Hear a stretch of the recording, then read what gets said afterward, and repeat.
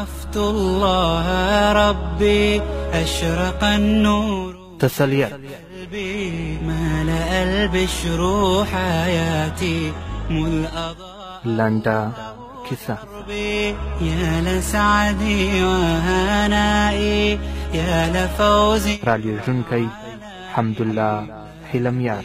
العيش إلا في رضا رب السماء مذ عرفت الله ربي. په پوښتنه مې لا د ملګري کور پیدا کړ. لویه لرګینه دروازه مې په لوی زنځیر ور وټکوله. زه لږ شاته دیواله ته ودرېدم. له یو څه انتظاره وروسته مې بیا دروازه وټکوله. چې زه راشاته کېدم د لویې دروازې په نیمایي کې کوچنۍ پله خلاصه سوه. یو په عمر پوخ سړی راووت. کښته پورته یې راته وکتل. ناولده ورته ښکاره سوم. سلام یې ور واچوه. په ماته خوله یې وعلیکم وویل او په نه زړه یې غېږه راکړه. په روغبړ کې مې ځان ور وپېژندی. د حافظ صاحب ملګری یم. تعارف مې هم ښه ور ونه لګېدی.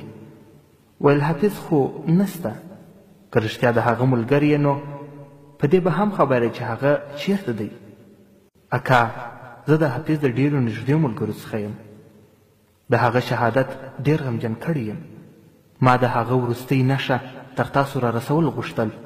پوهېږم تاسو ته د حافظ نورو ملګرو سمه دلاساینه نه ده درکړې. په خبر کې راولوېدی. وبخښه ما تر دومره ډېره بهر درولې وې. راځه دننه په کوټه کې به پر چایو بانډار سره وکړو.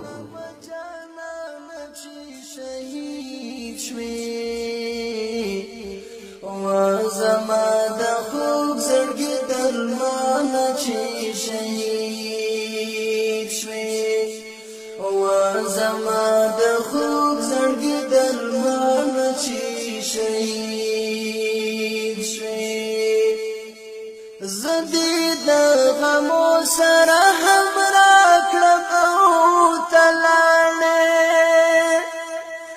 زه دې د غمو سره هم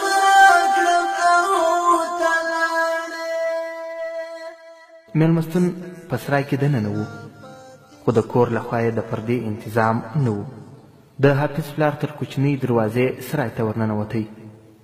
غاړه یې تازه کړه. بیا یې ماته راږغ کړه راځه څوک نسته. کور ته ننوتو. له دروازې سره چپه لاس ته وګرځېدو. 10-15 قدمه هاخوا ته د مېلمستون دروازه وه او د مېلمستون و مخې ته د توتو 2 لویې ونې ولاړې وې. د حافظ پلار مخ راواړوئ. که د ګرمي کېږي دلته دا سایې ته به پټو اوار کړو. ما ورسره خوښه کړه. په کور کې نور ماشومان هم نه وو. ده په خپله د چایو پتنوس راوړ. تر شا یو خیرن هلک د ده لمن نیولې وه. د ده له ټینګار سره سره چای ما واچولې. د توتو د ونو سایه پر موږ دواړو وه. خو کله چې به د هوا څپو د توت ښاخونه وښورول نو زما پر مخ به د لمر وړانګه راسیخه سوه. توت دانه دانه پر مځکه پراته وو. پاس مرغیو او کفترو ګردانونه کول. تر ډېره خاموشه ناست وو. ماشوم یې د شا له خوا په غاړه کې لاسونه ور اچولي وو او د ورپه شا کېدلو هڅه یې کوله. د ماشوم د هغه شملې ته پام سو. تر شمله یې ونیوی او پګړۍ یې ور ونړوله. په مسکا یې په غېږ کې راړنګ کړ. پر خیرونو باړخوګانو یې ښکل کړ. پیشوګیه څو ځله مې درته ویلي چې پرتوګ اغونده. اوس به دې ماما غوږ در باندې تاو کړي. او بیا چې د ماشوم په لنډې لمن د ماشوم د لوڅو لینګو د پټولو کوښښ کوه ما ته یې وکتل. زیاته یې کړه دا مې یوازینی لمسی دی. حافظ جان چې وروستی ځل له کوره تلی زوی یې ایله په دیوال پسې ولاړېدی سوی. سترګې یې وشلینې سوې. دسمال یې سترګو ته ونیو. په رېږدېدلي غږ یې وویل ځوان زوی مې د اسلام لپاره الله ته ور وبخښي. خو کاش دا واړه ماشومان یې نه وی راپاته سوي.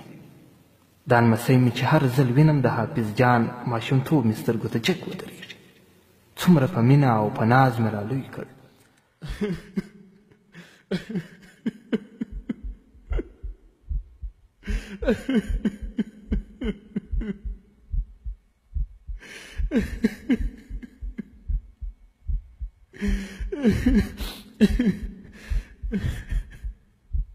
هغه ورځ مې ښه په یاد ده چې کله یې د قرآن کریم د حفظ دستربندي وه. له خوښۍ په جامو کې نه ځایېدم. د حافظ چې عمر ایله 14 کاله و کوزده مې ور وکړه. اوس یې ایله د واده 3 کاله پوره کېدل. غږ یې په سلګیو کې ورک سو. زه هم چوپ ناست وم. ځان مې راټینګ کړ. د تسلۍ لپاره مې کلمات را پیدا کول خو هیڅ نه رازده کېدل. اخر مې ورته وویل اکا صبر کول زموږ او ستاسو په خیر دی. حافظ زما سره په مدرسه کې 15 کاله پاته سوی و. خوږې او ترخې خاطرې مو سره ګډې دي. ما یې یو څو تصویرونه را سره راوړي. جیب ته مې لاس کړ او د تصویرونو یو البم مې ورته ونیوی. په رېږدېدلو لاسونو یې د البم یوه پاڼه راواړوله چې د حافظ پر انځور یې سترګې ولګېدې. بې درېغه یې ناره تر خولې ووته واخ زما ځوانې مرګه بچو. البم یې په ټټر ونیوی.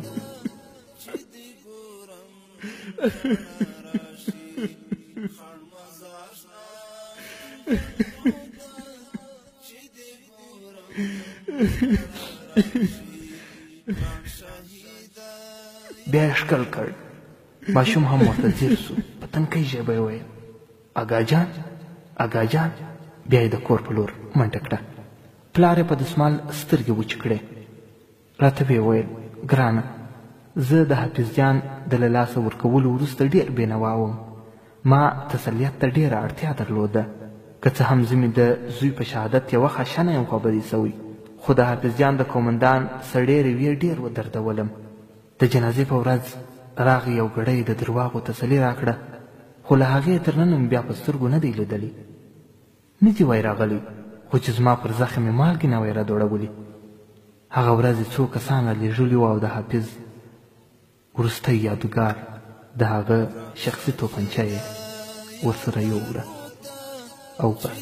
ګورم ژړا راشي خړ مزار شناخت جنګو ته، چې دې ګورم ژړا راشي ګران شهیده یادګارو ته، چې دې ګورم ژړا راشي خړ مزار شناخت جنګو ته، چې دې ګورم ژړا راشي.